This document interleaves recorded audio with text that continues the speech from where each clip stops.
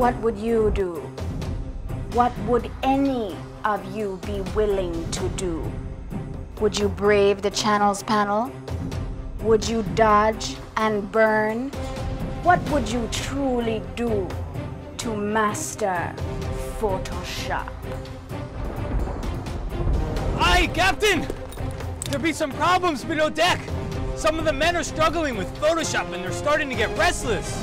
Captain, how do you duplicate a layer mask? The men are asking, and they're starting to talk mutiny. Okay, you bilge rats. Who actually knows Photoshop here? Nobody. Really? Hey, is it okay if we just drop the pirate talk and use our regular voices from here on out? I thought you would never ask. There's a legend about a place where all of the secrets of Photoshop are revealed. It's an old sea hag's tale. It's not a myth. I've been there. Learn some of its secrets. It's the lost city of Las Vegas. He's lying, Captain. Make him walk the plank. Yeah, make him walk the plank. Okay, prisoner. Then I'm sure you wouldn't mind showing the crew some keyboard shortcuts. Yeah, that's right. Let's see what you got. Ray trace, 3D, telemetry, everything I know, and I'm doing this with my hands tied. It worked, Captain. The legends must be true. Guarantee my freedom, and I'll show you where I bury the map. There's only one problem. People will be looking for me. Captain, there's a ship off our starboard bow. Man the cannons!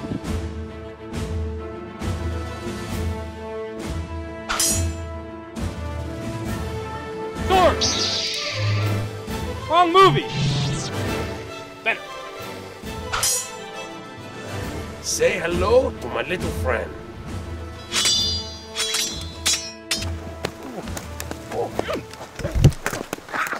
No tag, Maxie! My eye! Dude, that's a toy gun. Ah!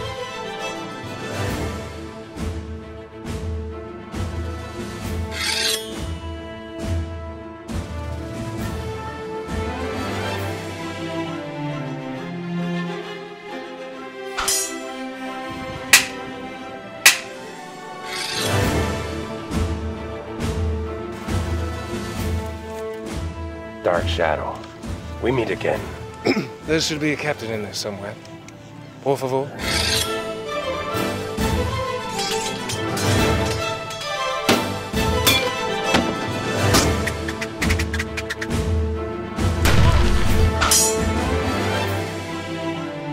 Why is it every time we meet, you're always pointing something at me? I like to level your curves. Can I show you my pen tool?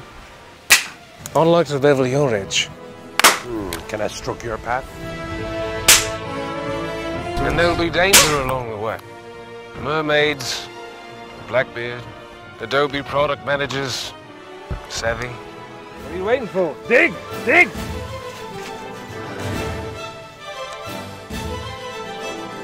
Ah, Dark Shadow. I'll be taking them out. Nobody heard him come up? Really? Hello. My name is Inigo Montoya. You killed my father. Prepare to die. Dude, this ain't Princess Bride. Ah!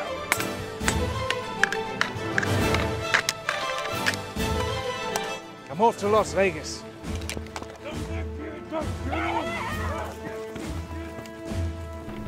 How can you get Dark Shadow? Get back here!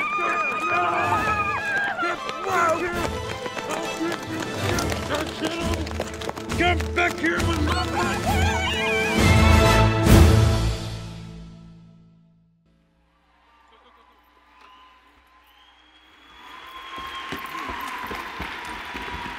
Oh, it appears that I've been beaten to the treasure once again. At ease, mates. As soon as if the treasure's already been found by these fine people. I propose a parlay. What say you to that, eh? Eh? Fantastic. I got an idea. Let's take a selfie. Come on in here. Here we go. All right. 3, 2, 1. Fantastic. Well, that one might need to be edited. Where it appears, then, we should maybe take a few photos for the crew. Come on up here, out of the mist and the fog. How about some poses? How about the Captain Morgan? The debonair. The swashbuckler. Oh, well, something's missing. There should be a captain in here somewhere. Ladies and gentlemen, without further ado, I present to you the most fearsome pirate I've ever sailed with in the Spanish Main, Captain Scott Kelby.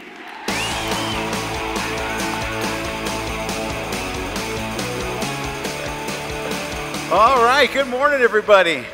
Welcome to Photoshop World. I'd like to welcome everybody here. Thank you so much for coming. And I want to also welcome all the people all around the world that are watching this morning's Keynote stream live. Hi to you, all you guys in the cloud. Anyway, good morning. We have such a fun week planned for you. Now, you just saw the movie. So we actually rented a pirate ship, and we got our crew dressed, you know, Felix and Matt, Corey, and Pete, and me, and the whole gang. RC, go out to sea.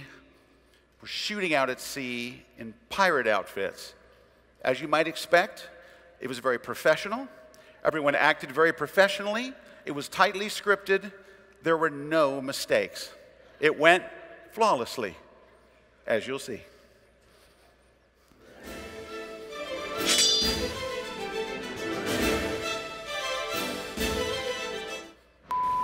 So, where can we find the map?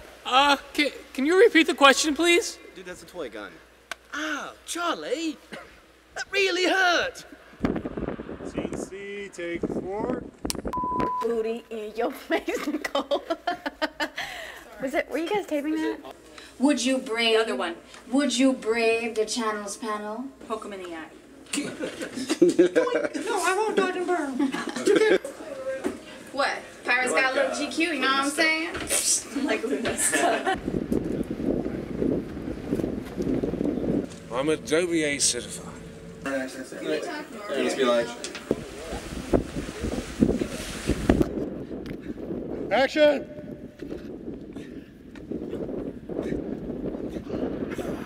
action.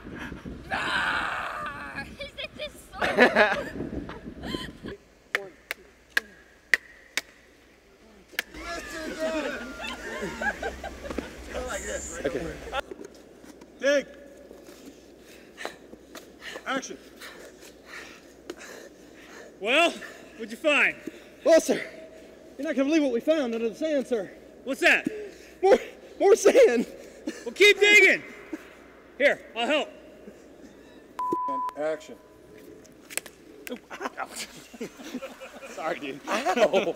Told you, that's not real. It's like, doing. So. Say when. Okay, you bilge rats. What's my line? Sword! Sword! Wrong movie! Surely you must be kidding. I'm not kidding. And stop calling me Shirley. But that's your name. Well, that's your name, man. That's your name.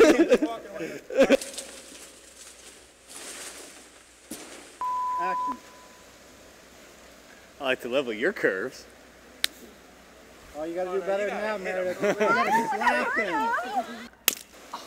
I like to level your curve. Don't wait, I don't think it's ready. I'm rolling. Okay. I'm just practicing. Come on, let's reset. He's getting farther down the beat, so it's making it harder, guys. All right, can you understand? Like, I'm getting hit, right? Yeah, I understand. All right, give me an action. Action. So, mind if I show you my pen tool? Oh my God.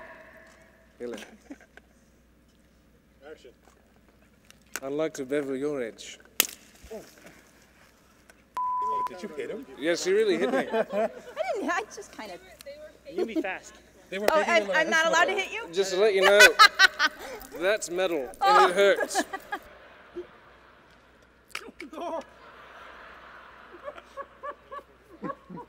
My name is Inigo Montoya. You killed my father.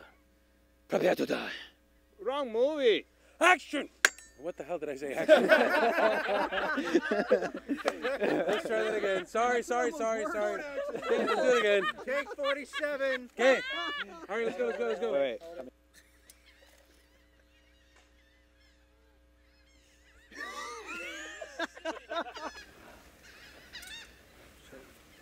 I'll be taking the map. You can try, mate. Oh, I will try. And then I will take it. My eye. Nobody's yet.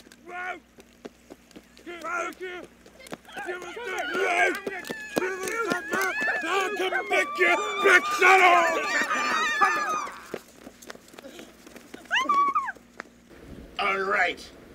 Are you ready, kids? Aye, Captain. I can't hear you. Aye, Captain. Who lives in a pineapple under the sea? SpongeBob SquarePants. Exorbitant yellow and porous is he. SpongeBob SquarePants. If nautical nonsense be something you wish. SpongeBob SquarePants. They drop on the deck and flop like a fish. SpongeBob SquarePants. Here we go. SpongeBob SquarePants. SpongeBob SquarePants. SpongeBob SquarePants. SpongeBob SquarePants.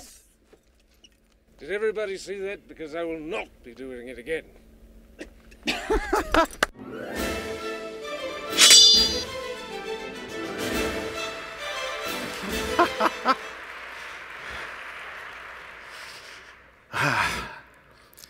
I still wear that outfit around the house, different times, keep it around. Hey, real quickly, there's something very important. I know that those of you who've been to Photoshop Worlds before know how important the app is. So the Photoshop World app has all the schedules in it, tons of information. It's our way to communicate with you during the show, so it's very, very important that you go download that app. It's available for iOS and Android. Go to the Google Play Store, go to the iOS Store, and download that app. You will love it. It's really incredibly handy. Now, we've got the app stuff out of the way. Here comes the important part of the keynote. And we do really, really want to have a good time here at Photoshop World. That's why we start off with this thing. However, this is the serious part of the show because this is when we get to have Adobe take the stage. And anytime that we get to share the stage with Adobe, you can imagine what an honor and thrill it is for us. So please join us in welcoming the highlight of this morning's keynote, our friends from Adobe Systems.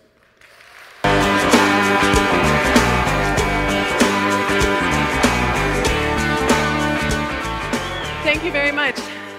Welcome, everybody, and thanks for coming out. That's a pretty rough act to follow. I can't actually be more excited to be here this morning.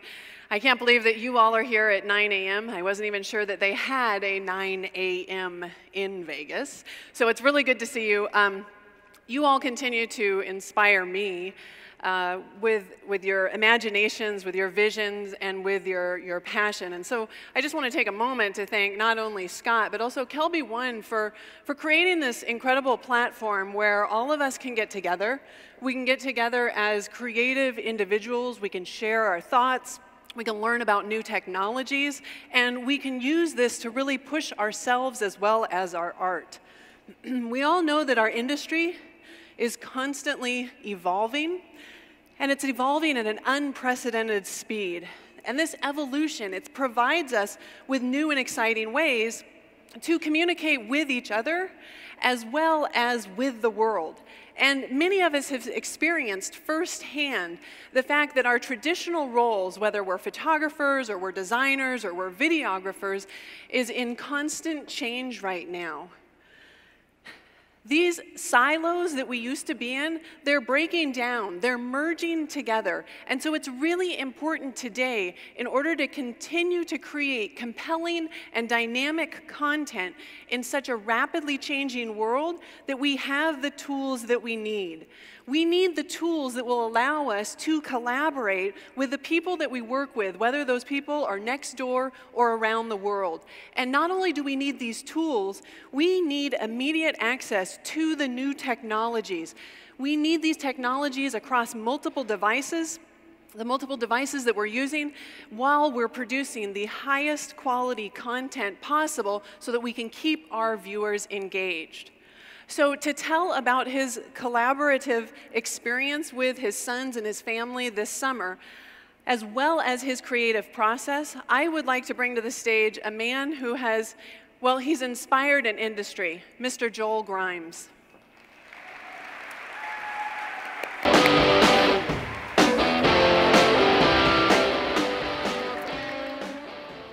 All right, 84 days, 8,000 miles on the road, and over 13 miles in the air.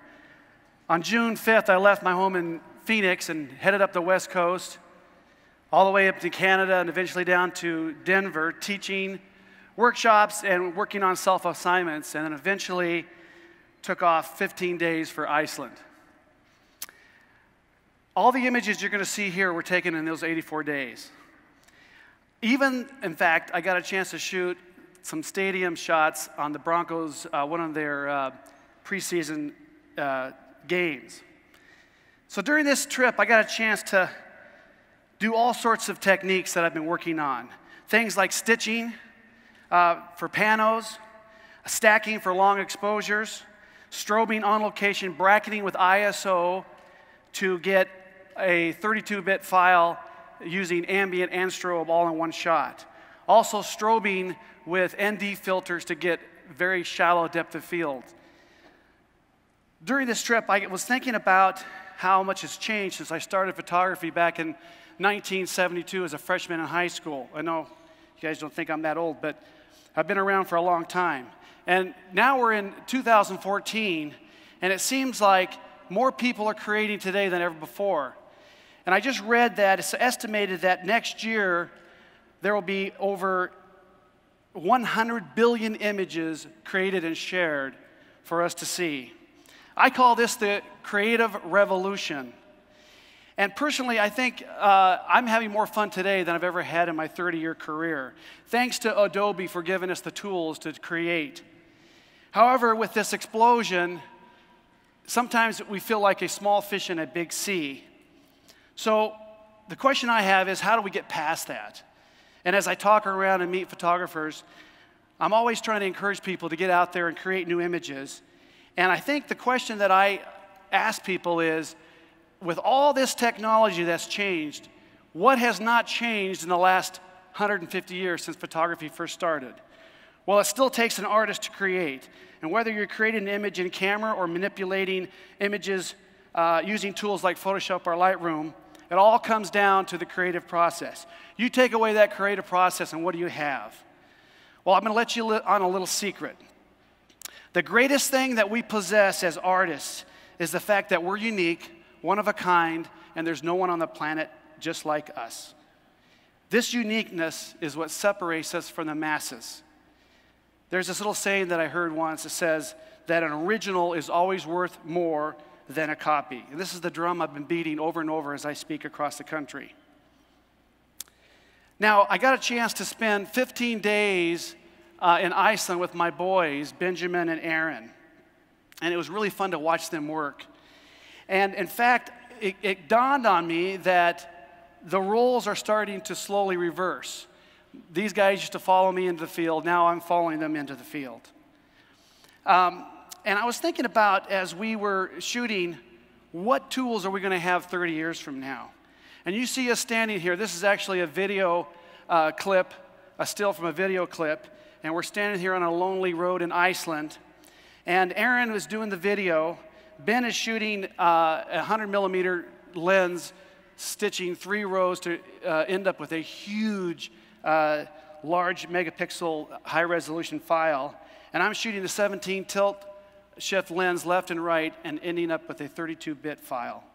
While achieving our personal creative vision, we're collaborating, working on multiple devices. So next we're going to show you a little video that we took on this project, on this trip, on Lightroom Mobile.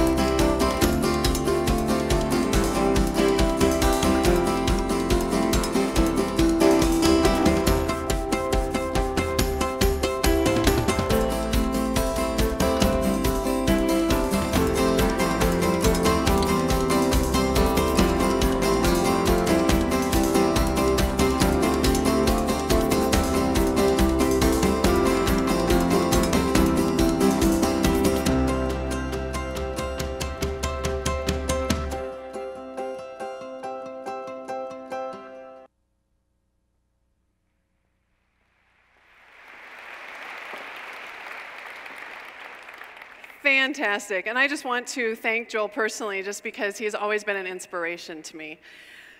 Okay. Since Joel and his boys demonstrated the use of tablets in the field, I think this would be a good time for me to ask, how many of you guys have tablet devices that you're using? Excellent. So quite a number. Doesn't that kind of feel like, remember when people used to ask, are you shooting film? Are you shooting digital? I always have to ask one question, so sorry about that. But I think we know that the primary use of these tablets right now, for most of us, is kind of more of a passive consumption of information. And by that I mean that we watch movies or we read a book or something, but we're not really actively creating. And I think that's really about to change. And one of the reasons that I think that is just in last June, Adobe announced a number of different tablet apps.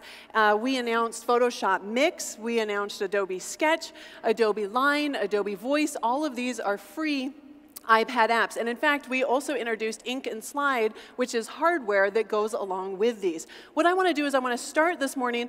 I'm going to go through a lot of technology pretty quickly. Don't worry if you don't catch it all. I don't catch it all. There's tons of classes. That's where we really learn. But let's start off by taking a look at Adobe Photoshop Mix. What is Mix? Mix is going to allow me to mix up images, all right? Now, let's take a look at it. What I'm going to do is I'm going to start a new image, a new project here in Mix. And what I want to do is I want to go over here, and you'll notice that I can get images from a number of different places. We're going to start by just getting an image on the iPad, and I'm going to choose this image that I just photographed in Romania. So the problem is, obviously, it's got this perspective issue that I want to correct. And if I go here under More Edits, and I click here on Upright, you'll notice something happening. It's actually uploading this entire file to the cloud. All right, because this device, obviously this tablet, does not have as much power as my full-on computer here, but I want to use this tablet because I take it with me wherever it is I go. And when I say cloud computing, like, don't let your hair catch on fire, all I like to think of it is like there's just a bunch of little elves up there, and I upload the file, and instead of just one person doing the work, like my laptop, all the elves do it. And then they can return all of these iterations. So sure enough, I can choose, you know, is that the corrective perspective I want? Is that it? Is this it? Or is it somewhere in between these? And then as soon as I select that, I'll go ahead and just hit check, and that's going to go ahead and do that. And now we can crop this, right? So we can crop and mix, and we can either crop freely or we can go and we can crop to a specific aspect ratio, but let's say we like that. Now we might want to enhance this image, right? So we have the opportunity to use this enhance down here at the bottom. We could do a little auto enhancement, or we could go in and we could refine any of these. Or if we don't even want to do that, because maybe we're not even sure what we want to do, we could go over here and we could take a look. All right, so we can apply a look. What's a look? It's like a preset. And the cool thing is, this is using the same image core technology that Adobe Camera Raw does, whether you're using Lightroom or the Bridge to Raw to Photoshop workflow. So we can go in here and we can apply all of these different looks or presets. And I can either do it to the entire image like I've done here, or we can go in and we can actually paint in. Actually, let me use the smart version of this tool. We can paint in where we want this look. So if I just want the look maybe to come over here, the door, you'll notice, I mean, I'm just using my finger here to paint. So it's not rocket science, but it's figuring out the boundaries for me. And of course, if I don't like that look, everything that I do in here is non-destructive, so I can come back and maybe change the look and just give the center door there a little emphasis by giving it a little bit of punch. All right, so then when I'm finished with my project, you'll notice that I can do a variety of things. I can save it to Photoshop, I can save it to the camera roll, and I can save it to Behance if I wanted to get feedback, because we all know that kind of the creative process is becoming a little bit more collaborative and a little bit more social. But I'm going to get back to that whole saving to Photoshop in just a minute.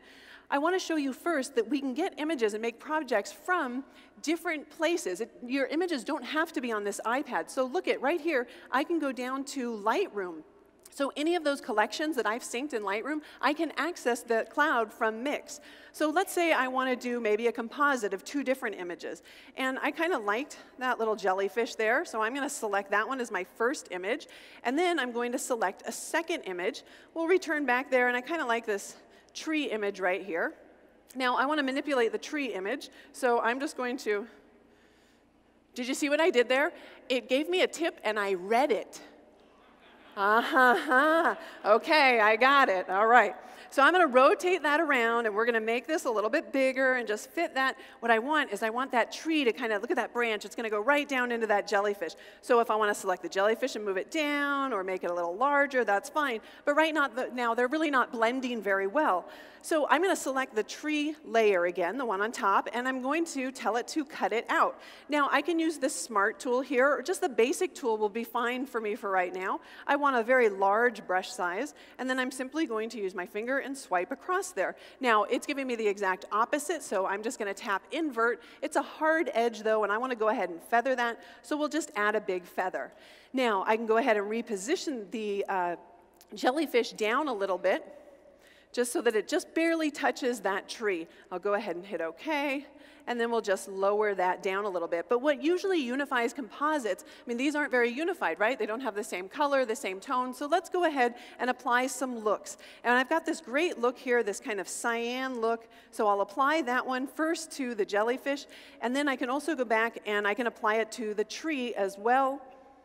Wrong button there, so we'll click looks, and then I'll go ahead and just scroll over once again to that cyan look and tap to apply it and then click OK. All right, so this is rather unique in that if I go ahead and decide that I want to save this to Photoshop, it's actually going to save this as a multi-layered document, and it's going to save that mask that I created as a layer mask.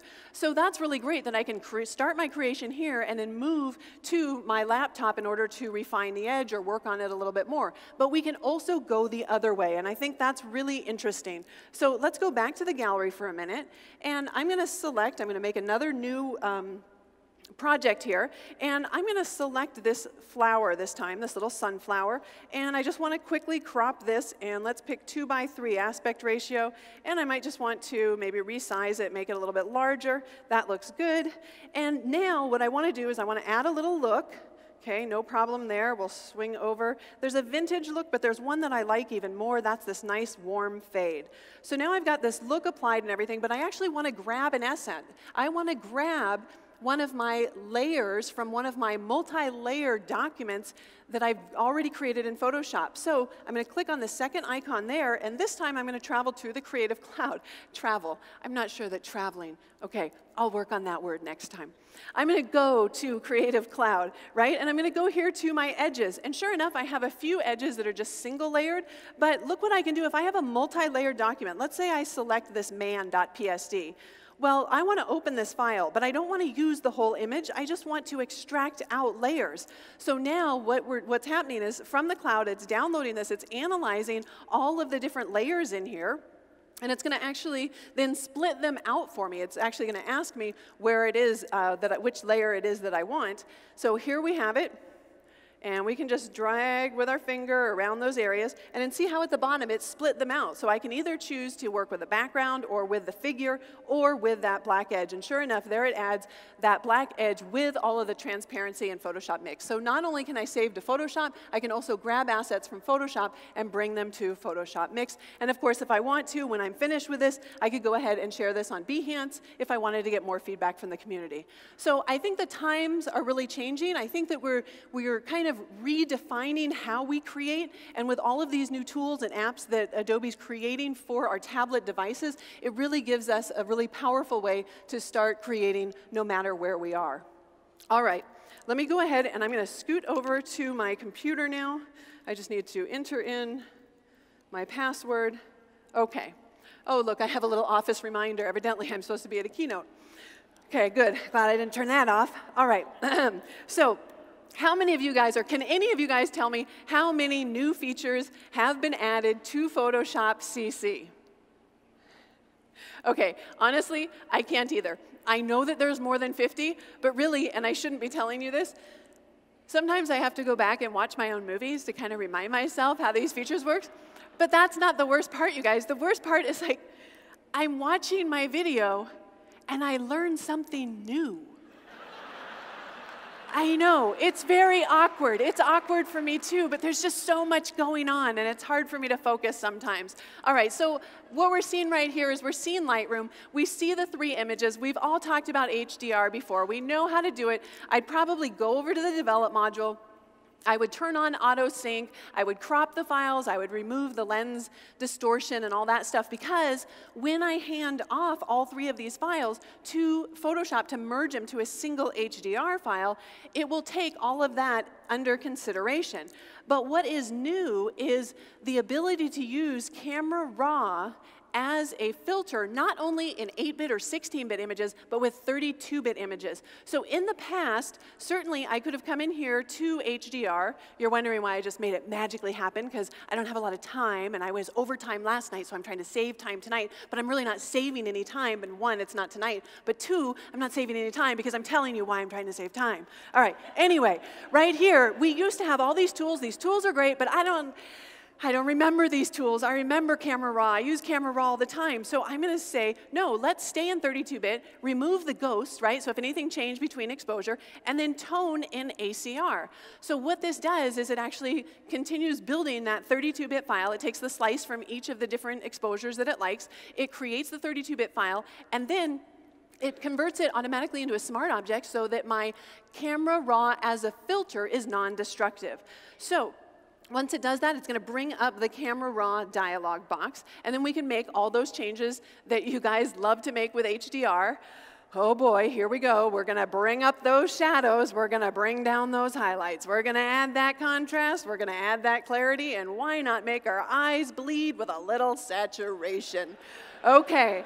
Now, I'm going to switch over because that blue sky is just not working for me. So I'm going to use the keyboard shortcut. You know what it is. You get your targeted adjustment tool for luminosity. It is Command-Option-Shift. You basically hold down the entire left side of the keyboard and tap the L key for luminosity, the S key for saturation. Now we can go ahead and we can desaturate. Whew. I can even take a breath with that saturation. Okay, then we go to luminosity and we bring that down. Much, much better. All right. But what if we want to do even more, right? I've done some global edits, and in fact, do you guys notice, like, I'm in the HSL panel, but you know that the histogram in here is interactive, right? So I can just click in there, and I can make changes without having to go back to the basic panel, which is really cool.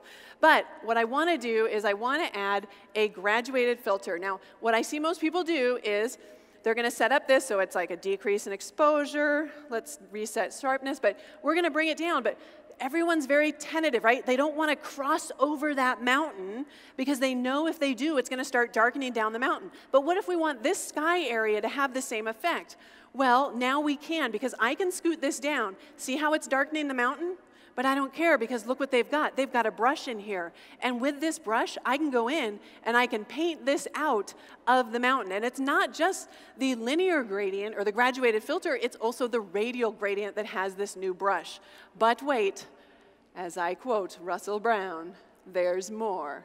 All right, what if I just want to see what I have changed in this panel, like these attributes right here? Well, now we have the per panel preview right here, so I can show a before and after, and I can tap the Q key, and that shows me a before and after of all of my changes. So now we kind of have the best of both worlds. We can just see a selective change or all of them.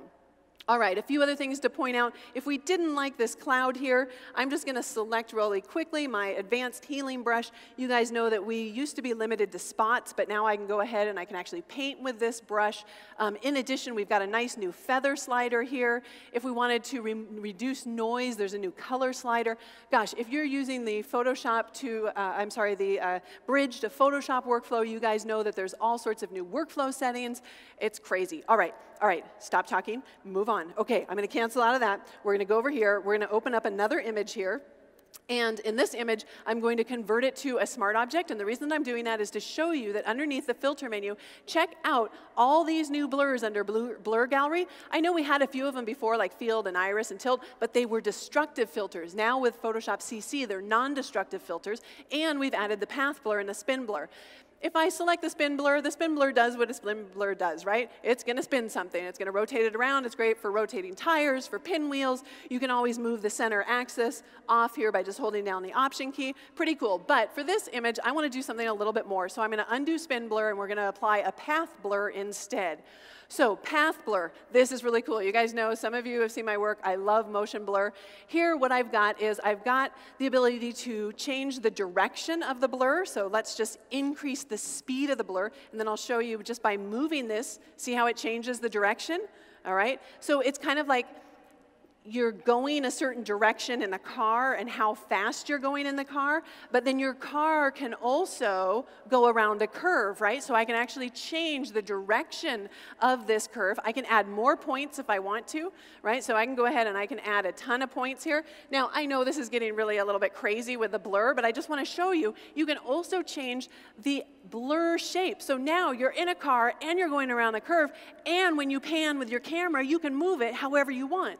So look at this. Now if I just drag this out, we can go ahead and we can change these shapes. So we can get some just crazy stuff in here. I'm not going to go so overboard. I'll bring them back a little bit. I am going to bring them in the same direction. But I highly encourage you to play around with path blur because you can also make more than one blur. So if I click here and then click here to add a second blur, and I tell it at the end of the blur, this end point right here, if I tell it I don't want any blur, then I can isolate the blur in different areas of my image so that maybe the background's blurred, but maybe not the cowboy and the thing. The horse, the cow, I don't know what it is. It's a calf. I don't know. They're big. They are strong animals. I'd never been to the rodeo before. It was crazy. I want to go again, but it was crazy. Okay, so we go ahead and apply that. But I do want to show you, so we apply that. Oh, I forgot to show you, there's strobe effects you can do too. All right, you'll explore that on your own. But once I'm in here, because it is a smart filter, I of course have a mask, so I could paint this in and out wherever I don't want it. And, back to ACR, if I go here under filter and I go down to Camera Raw as a filter, sure enough, because when you blur something, it gets a little bit smooth. So if you did have one area that was blurred and one area that wasn't blurred, you'd be able to tell the difference because you get that smooth area. I'm not sure if you're going to be able to see this. Yeah, I'll just add a lot of grain here, but you see that I can now use Camera Raw as a filter. And right now, I'm just using it on one layer, but you could do this on multiple layers, right? You have multiple layers, you convert them to a smart object, and then you apply the grain on all of those. Okay. Now, I know I've been talking mostly about design features, so let's go ahead and close this. For videographers, I just want to mention that you can use Camera Raw as a filter on your video as long as you convert it to a smart object first. You can use Liquify now as a smart filter. So, okay, stop it, go to design features. You're running out of time. Okay. There's always these internal conversations in my head. All right, so what am I going to do? I'm going to open up this image. I'm sure this has happened to some of you. You're working with someone else. You're collaborating. My website is it's a dreadful mess right now. It needs to be redesigned. So I'm working with another designer, and sure enough, the designer has used a font that I don't have installed. Well, luckily, it's a Typekit font. You guys know these. If you're Creative Cloud members, you get Typekit included in your membership. So all I need to do to resolve that font is just click Resolve Font. I don't have to go online. I don't have to, well, I have to be connected online, but Photoshop's going to do it for me. It'll go online for me. It's going to go to Typekit. It's going to find that font. It's going to download that font, and it's already updated it here. I don't have to do anything. These are the kind of performance enhancements and ease of use that I just absolutely love the engineers for doing. Now, I can't say I really like the font that he chose, so just between you and I want to change that. So I'm going to tap the T key. I think you guys probably have seen that we now have instant type preview. Oh, how fantastic is that? Like right there in the image area. Okay, and what if I only want to see perhaps the bold types in italic? I-T-A-L-I-C. All right. Oh, well, I got to take off my filter of, wait a minute, no matches found. Oh, because I don't know how to spell bold. You know, it's finally happened, you guys. I can either see my computer screen or I can see you, but I can't see both at once. All right, so now you can see that it's limited what it is I'm looking through. These are only the bold italic fonts. What if I still don't have a font that I like? Well, I could narrow it down and filter just on Typekit, or I could just go to the Typekit site by clicking on the Typekit icon. So I want to find a font. And it's really important to me, certain characters. So in my name, the J and the capital I. I don't want anything like scripty, so I'm going to tell it to only look at my sans serif fonts. I need them for web and desktop. I need to come down here for width and contrast, and now it's going to just filter down, so I'm just looking at those. I actually like which one the best. How about this one? Let's say use those fonts, sync those fonts, and just like that, if we return back to Photoshop, those fonts have been downloaded and installed, and I'm ready to go and select that font.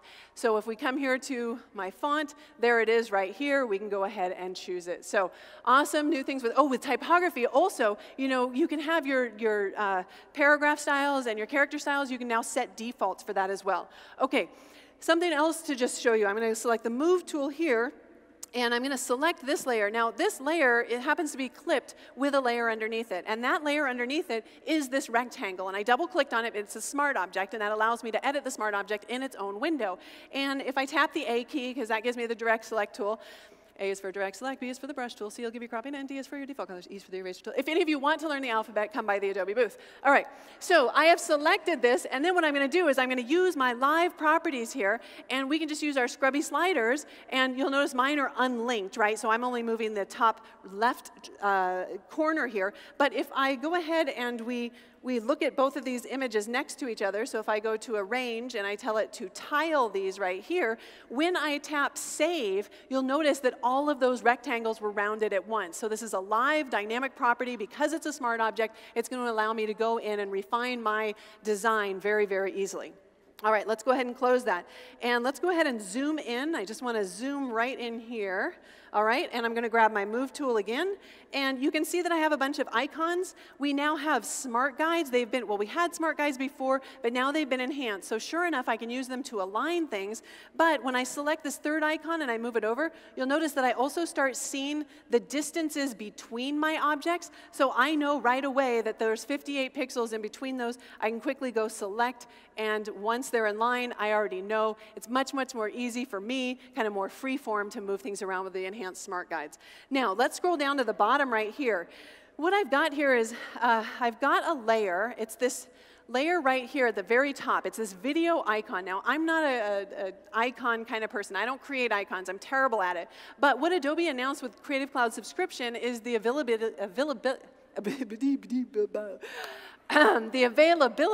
of Marketplace, right? So here we can go and we can look for different brushes that we can use in Photoshop, different patterns, different icons, and then once we look at the icons, we can go ahead and search for a specific icon like video. And you can see here everything that it's returning. So when you download these, it downloads it to a folder in Creative Cloud. So here's my Creative Cloud folder, and all I need to do is go to my Market Downloads. We can see here's the video as an Illustrator file.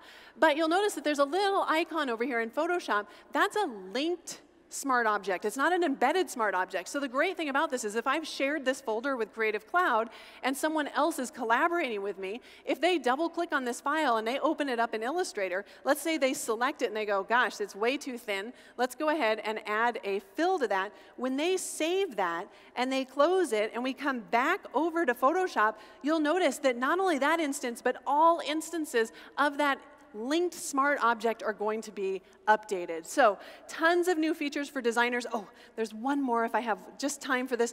This image right here, if I ever want to change the perspective of anything, it was a smart object, so I double-clicked it just to make sure I was using a high-res version of it.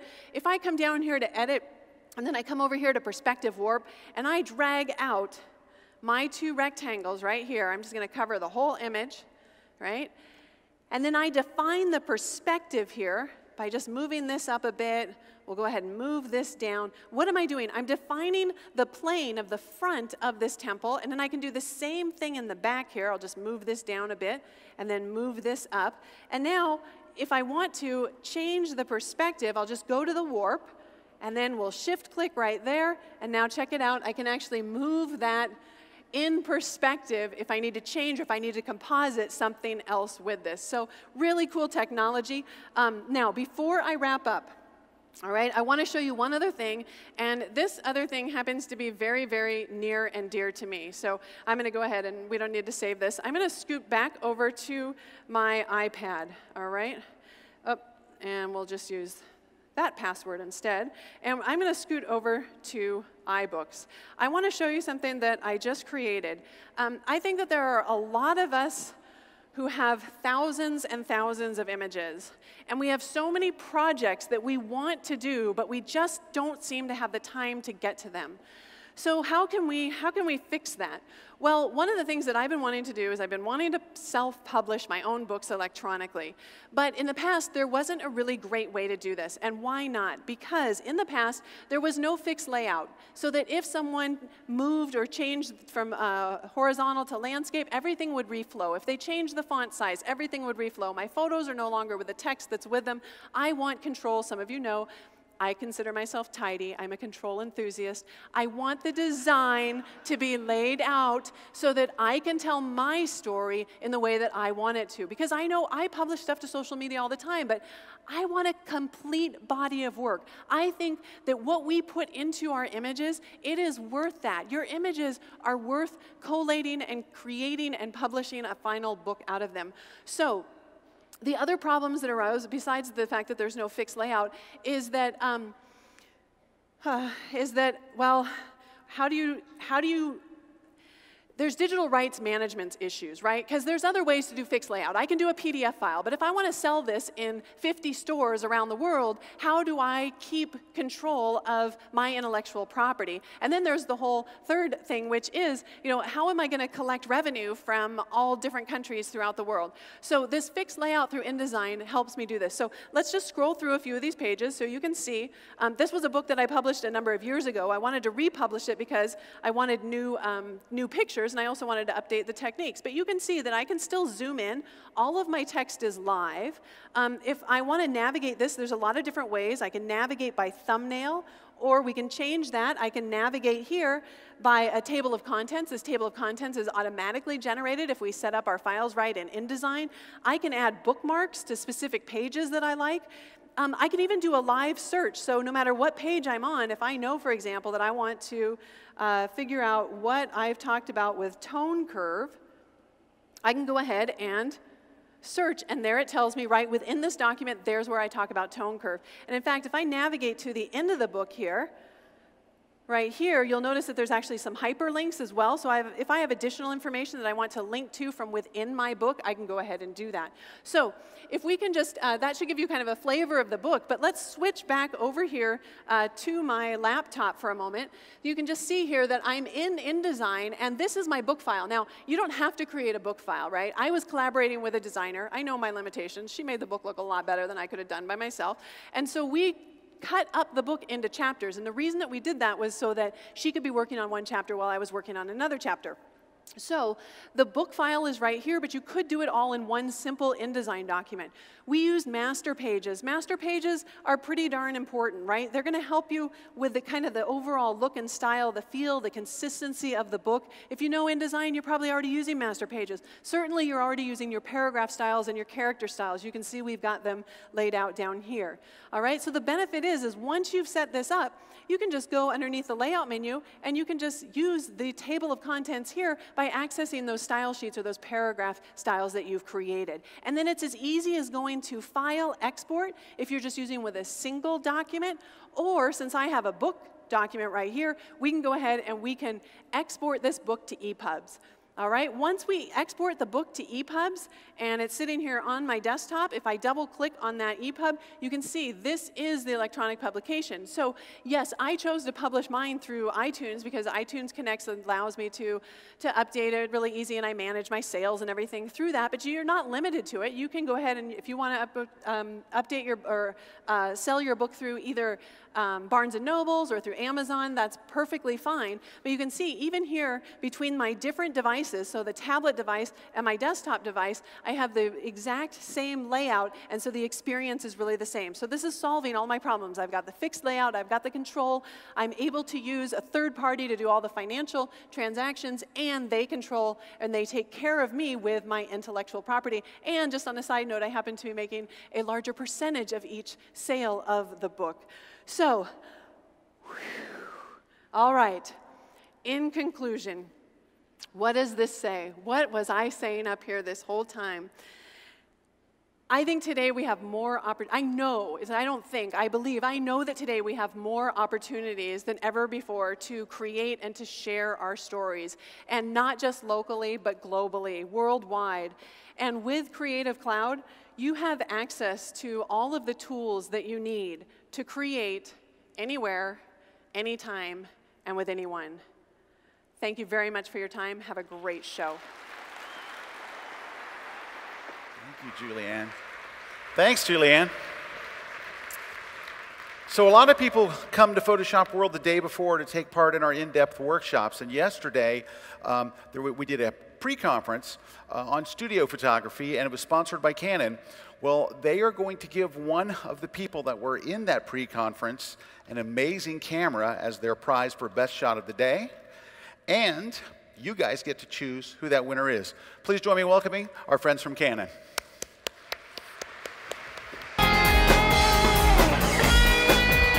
Thank you, Scott. Hey, everybody. I am incredibly happy to be here, and I hope you are too. And how many first-timers do we have out here? Okay, so you don't know this routine. So you don't know oh, wait, we got to take a selfie. Stand by. Thank you, Eddie.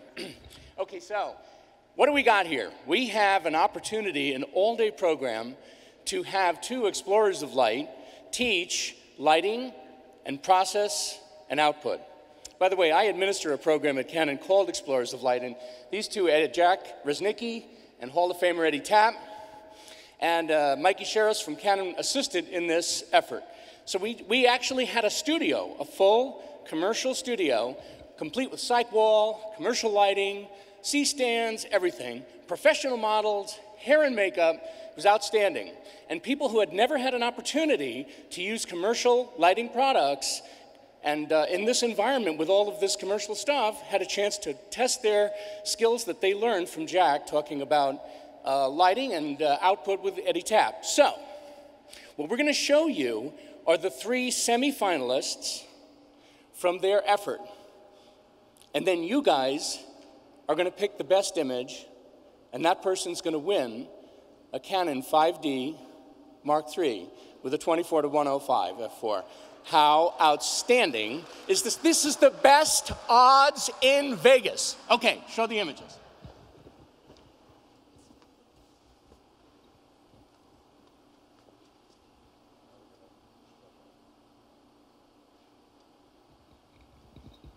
Okay, so there's the first go-around. Now, the next time we show them, you guys are going to vote by screaming, applauding, whooping, making noise, and general mayhem, because we're going to measure that volume, and that's going to become the meter of the winner. Okay, you ready? You ready? Okay, because you're going to have to make noise to do this. Okay. Go ahead.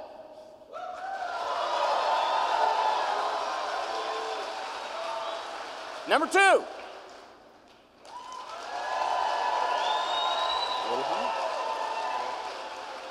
And number three.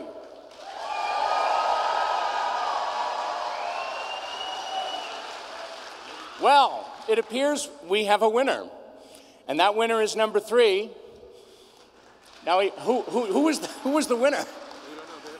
Okay, so here's what we're going to do.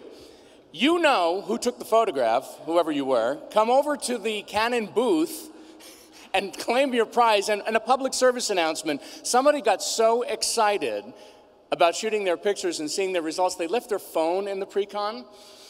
So whoever left their phone, please come up to the Canon booth and claim that as well. Okay? Thank you so much. Good job, guys. All righty, now it's time for a quick presentation for you on the Photoshop Hall of Fame, and to do that is our own Larry Becker.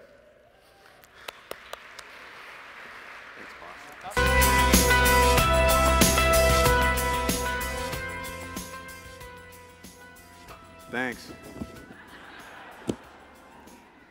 The Photoshop Hall of Fame was created to recognize and honor those individuals whose contributions to the business, education, development, and the art of Adobe Photoshop have enduring value.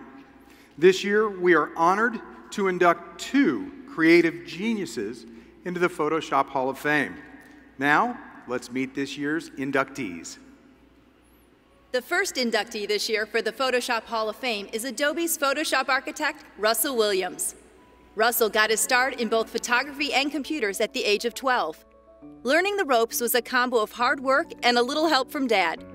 Cutting grass as a boy helped him earn money to buy computer time on a time-shared mainframe system so he could begin learning programming. And his dad lended a helping hand by giving young Russell leftover black and white darkroom supplies from his architectural office. Although Russell was a poor photographer, he enjoyed the ability to crop, straighten, dodge, and burn when printing black and white. However, he struggled with the inflexibility of the only color process he could afford, the self-processed E4 Ektachrome. Not to mention, back in 1970, the time-shared computer and teletype was not a very promising solution to his color issues. Russell started using Photoshop 3.0 while working at Apple. Photoshop and the emerging technologies of photo CD and color printers finally offered him the ability to have control over color images. When a former coworker on the Photoshop team offered him an interview, Russell jumped at the chance. He started working at Adobe in 1997. Working on Photoshop 5.0, he soon became the other Russell on the Photoshop team. Since then, he's had his hand on many different parts of Photoshop, including Actions, Batch, the Color Panel, Color Management, Background Save, Smart Objects, the Open Camera Raw File as Smart Object Workflow, and Performance Improvement.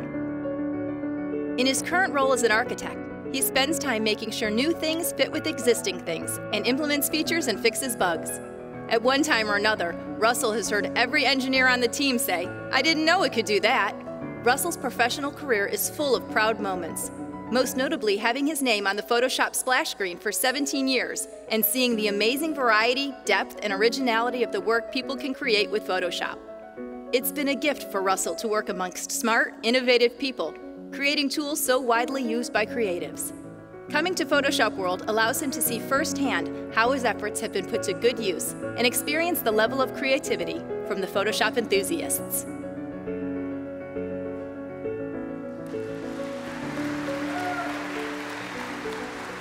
Ladies and gentlemen, please welcome to the stage Russell Williams.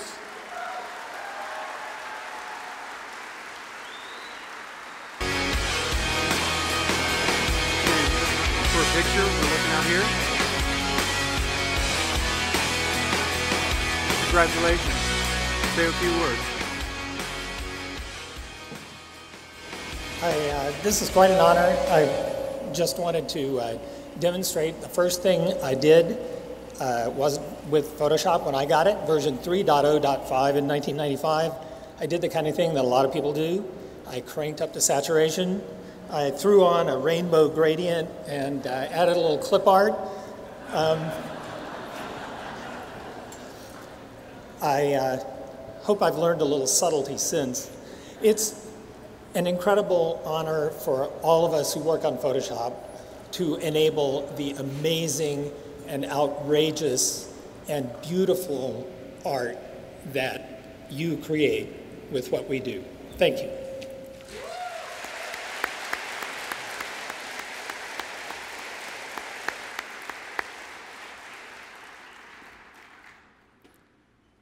Our next inductee into the Hall of Fame is... Our second inductee into the Photoshop Hall of Fame is Kelby Media Group's very own creative director, Felix Nelson. He began his career as the art director for a small advertising agency, creating hand-rendered storyboards and client presentation mock-ups. In 1988, Felix entered the digital world, where he was introduced to a Mac 2CX. He began using Aldus PageMaker 3 and Freehand 1.0 as his main drawing and page layout tools. In the early 1990s, he discovered Photoshop 1.0 and began using it to create digital illustrations and designs that were featured on NBA, NFL, and MLB licensed sports apparel. Felix had been running his own design agency for several years when he was contacted by Scott Kelby in 1998 about joining KW Media Group as their art director for Photoshop User Magazine and the National Association of Photoshop Professionals. Fast forward 16 years later, Felix has evolved into one of Kelby Media Group's most innovative and valued leaders. Felix's illustration talents, design knowledge, and Photoshop skills have led him to become a contributing writer for the Photoshop 6 Effects Magic Book, the Photoshop World Dream Team Book Volume 1, and the co-author of the Photoshop Killer Tips series. For over 15 years, Felix has also been a regular columnist for the popular Down and Dirty Tricks column, where he has shared hundreds of illustration, photo retouching, and design techniques. His artwork has been seen on the covers of several national publications, including Mac Design Magazine, Layers Magazine, and of course, Photoshop User, the highly acclaimed Photoshop How-To magazine. Felix has left his creative thumbprint over every Photoshop World event for the last 15 years, having led the design team responsible for the creation of the theme-based graphics that include stage designs and marketing and event materials. Felix continues to breed creativity and firmly believes that despite all the amazing changes over the past 25 years, Photoshop is simply just a tool. But in the right hands, it's an extremely powerful tool that allows us to imagine, dream, and create with endless possibilities.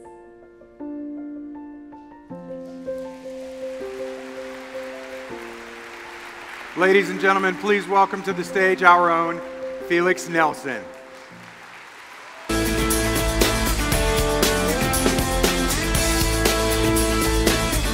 Congratulations, Felix.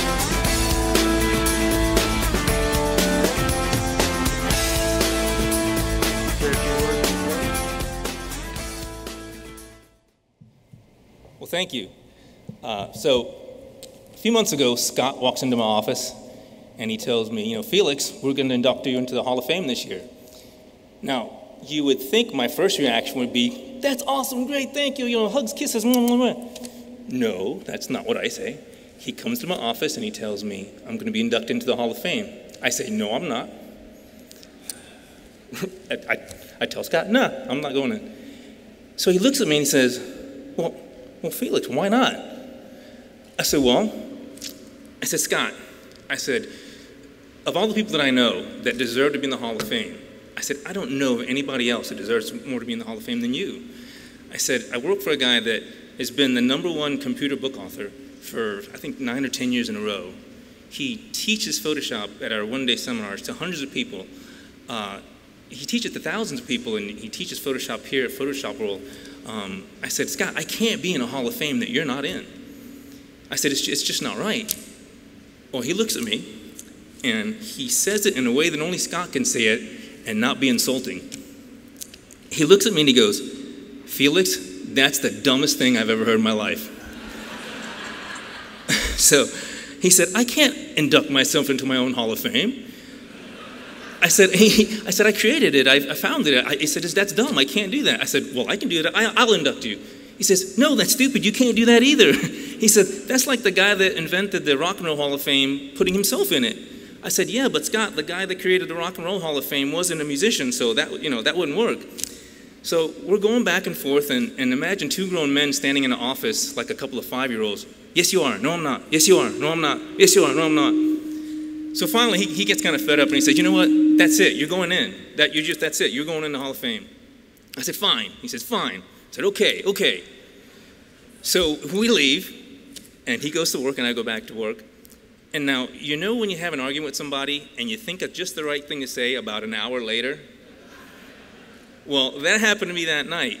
And since Scott's backstage and I have a mic, I'm going to tell you that stuff right now.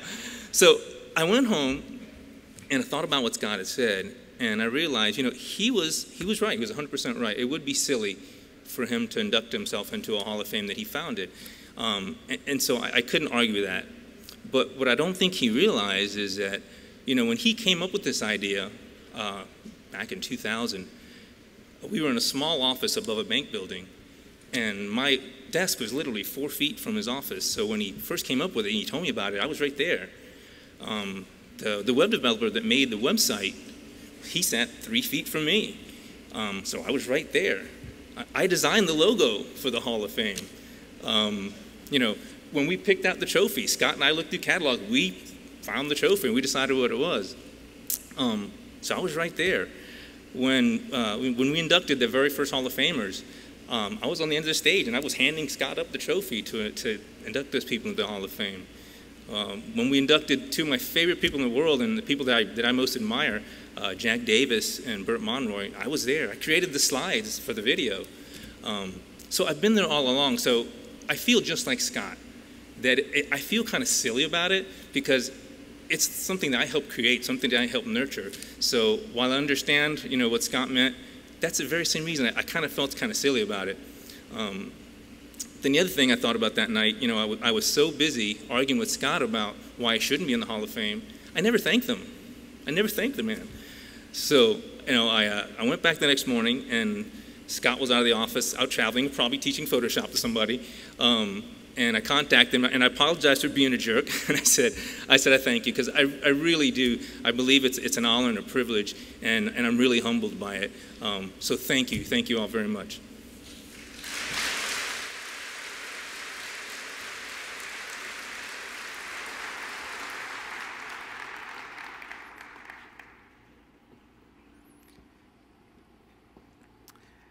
The Dean Collins Photoshop World Education Professional Scholarship honors the legacy of Dean Collins, his gift for teaching, his passion for quality, and his lifetime of contributions to the worldwide Photoshop community. It is awarded annually to one high school or college educator. The scholarship provides the recipient an opportunity to attend the Kelby One annual conference, including round-trip airfare, hotel accommodations, and a full conference pass. Kelby One's Photoshop World Conference and Expo is a 3-day training event taught by the world's leading Photoshop and photography experts. It also includes a 1-year membership to Kelby One, including a digital subscription to Photoshop User Magazine. This year's winner of the Dean Collins Photoshop World Education Professional Scholarship Award is Jim West. Please welcome him to the stage.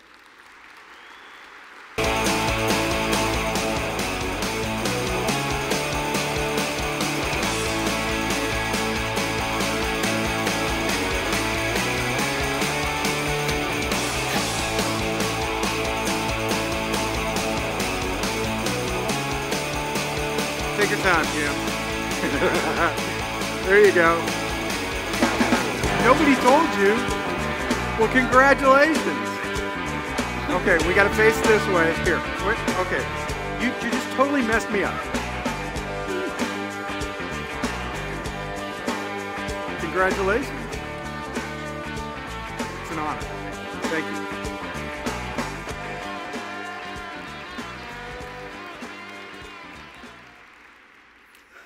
Now, yesterday, one of the pre-conference sessions was on concert photography, and it was a class sponsored by NPS. There's an incredible prize that's going to be given away to one of the participants in that pre-conference session, and to present that award, please welcome to the stage the instructors of that class, Scott Diusa and Alan Hess.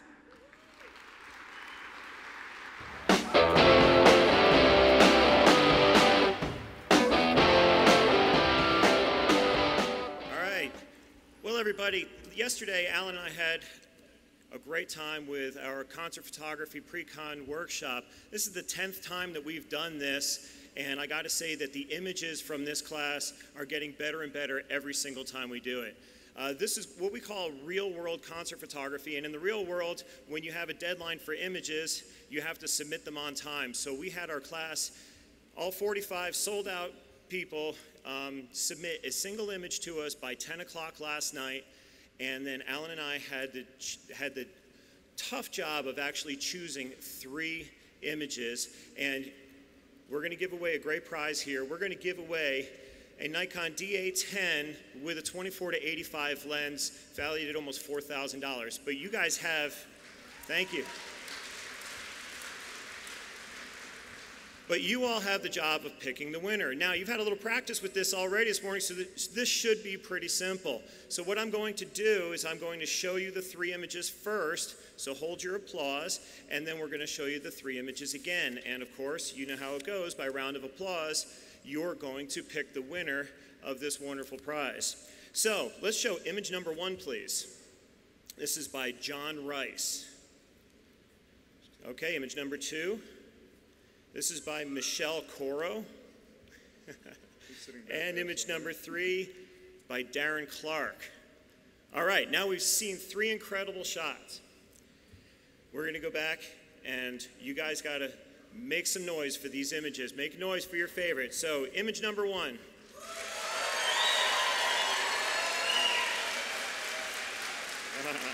All right, image number 2.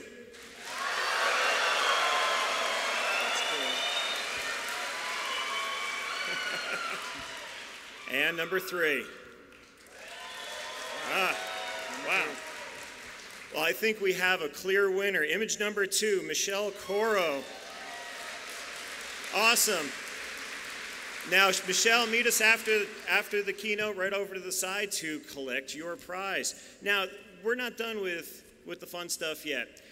In the spirit of rock and roll, I have another contest for you. Okay, now this one is open to all of you. Who here would like to win this? For fun, we had a one-of-a-kind Nikon guitar made, and what you need to do to enter to win is to come by the Nikon room in Trade Winds A and B today or tomorrow. We're open till 5 today and 8 to 5 tomorrow, and fill out some information for a chance to win. The winner will be drawn on Friday, and you will be notified, and you will get to take this lovely instrument home with you.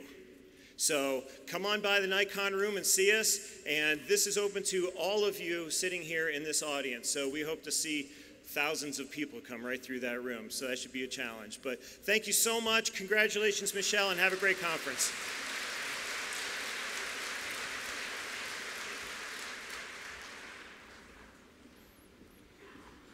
Now it's time for the 2014 Guru Awards, sponsored by B&H and Canon. The Guru Awards are a special Photoshop contest just for attendees here at Photoshop World, and it was created to honor and recognize the design, photography, retouching, and creativity of our attendees. Any conference attendee may enter up to 3 pieces in any of the 7 categories. We ask that each category winner come to the stage to receive your guru. You'll come to my right, your left, front of the stage. There are steps off to that side. And come to the stage to receive your award in a special way we've never done before. Each category winner will receive a $250 B&H gift card. And the best of show winner receives a $500 B&H gift card and a Canon 5D Mark III with a 24-105 f4 lens. And they're here today, and you leave with it. Let's start the gurus with the artistic category. And the finalists in the artistic category are Jamie Carroll for Uprising, Paul Jackledge, Life with Mummy, James Wesley Taylor, Fly Away. And the guru goes to James Wesley Taylor, Fly Away.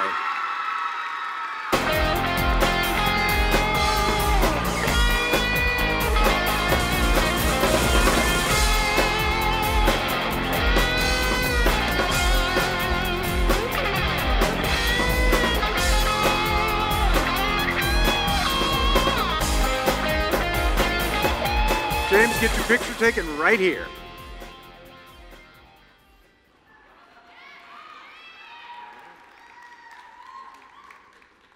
Thank you. Congratulations. Feel free to leave on the other side of the stage. The next category is commercial. And the finalists are Will Monches for Free Throw Magazine, Phoenix Suns, P.J. Tucker, S. Mike Campo, Lifeproof Galaxy S5 launch. And Mike Colohan, Peace, Love, and Barbecue. And the guru goes to Mike Campo, Lifeproof Galaxy S5 launch.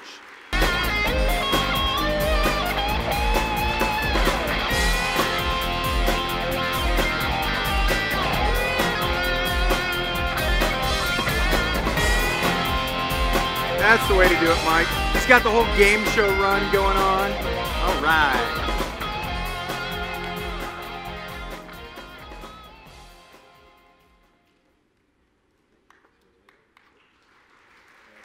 Congratulations.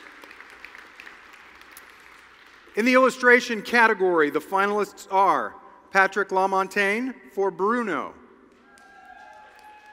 Brooke Fieger for Reflection on Perception, and Russell Hombro for Antonio. And the guru goes to Brooke Fieger, Reflection on Perception.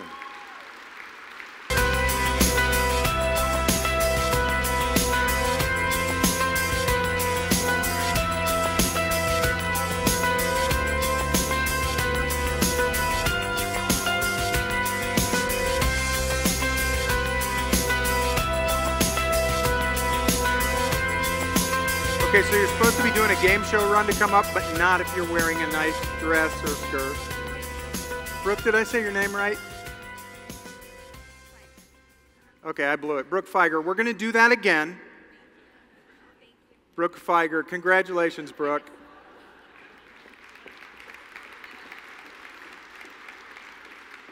In the category photo montage, the finalists are Mike Campo for Bring MLS to Detroit,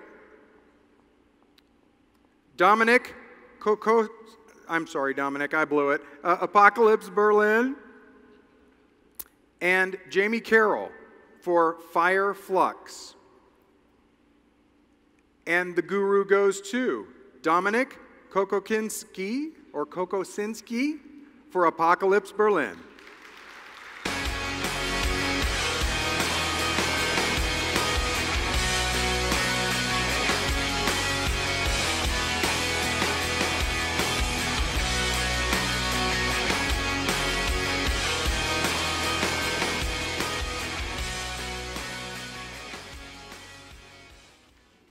Congratulations.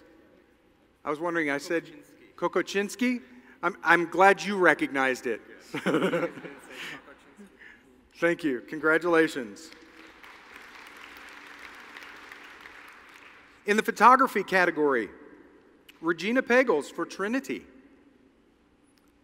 Kobe Giuliani, Wild with Elephants, and Christine Pentecost, Ropem Cowboy. Oh, it's misspelled in mine. It's Ropem Cowboy. I was like, what the heck is that? So that person no longer gets to type my notes. And the guru goes to Kobe Giuliani, Wild with Elephants.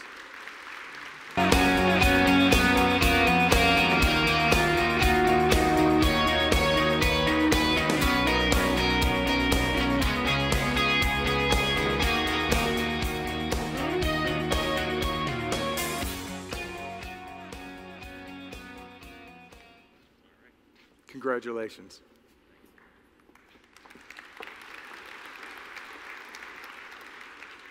In the restoration category, Sherry Harvey brings us Sweet and G's Wedding. Annette Berglund, Ghost from the Past. And Joe Lipinski, Northville 1913. And the guru goes to Sherry Harvey, Sweet and G's Wedding.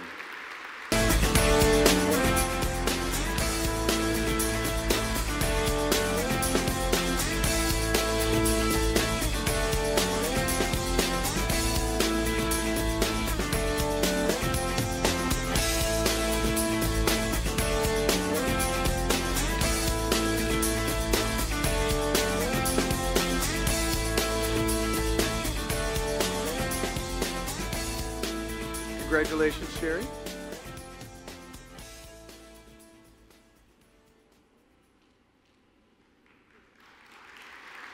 Congratulations. In the retouching category, Paul Bartel brings us No Pressure. Megan Kelly, Fashionable Bedhead. And Rocky Montez, Car, Fall Day. And the guru goes to Rocky Montez, Car, Fall Day.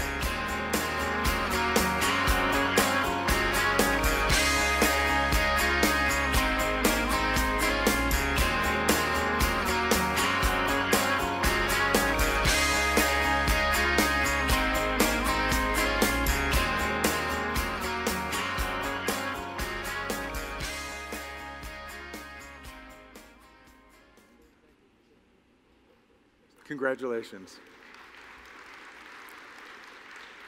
At this time, it's our pleasure to bring up Bert Monroy to present the Vincent Versace Award for Photographic Excellence, since Vincent is traveling the world and can't be with us today. Mr. Bert Monroy.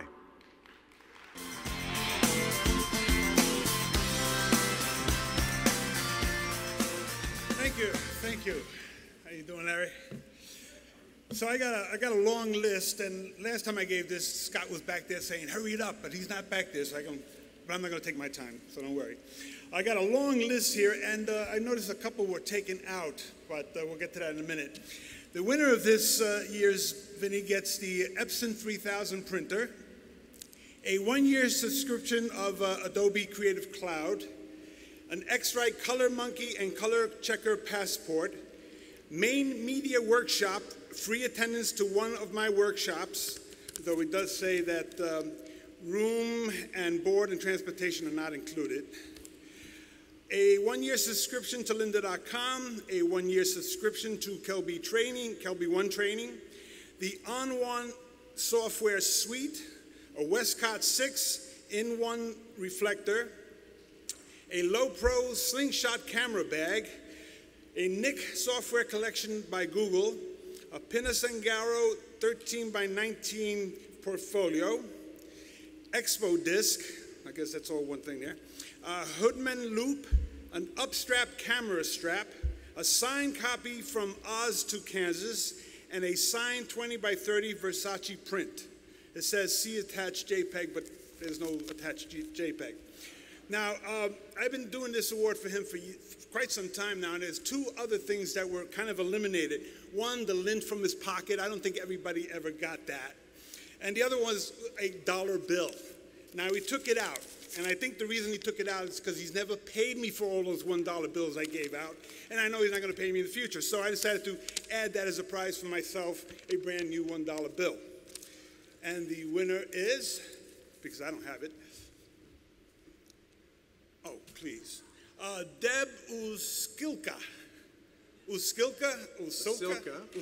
Winter Branches. For Winter Branches.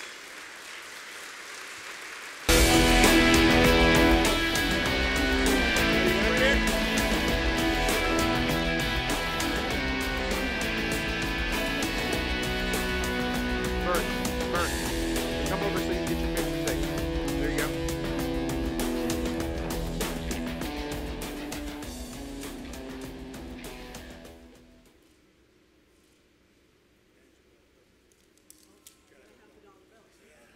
Congratulations, Deb. Thanks, Bert. Yeah. Now it's time for the Guru Best of Show. The Guru Best of Show award goes to Patrick LaMontagne for One in Every Family.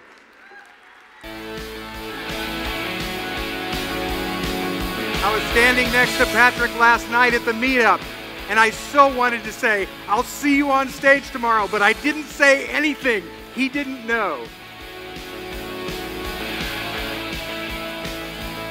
Congratulations, Patrick. Well deserved.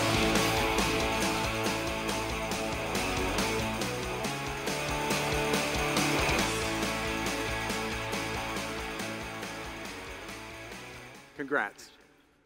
Folks, I have a couple quick announcements before you head off to your classes. Tonight, there are a couple really cool things going on. One of them is Dinner with a Stranger.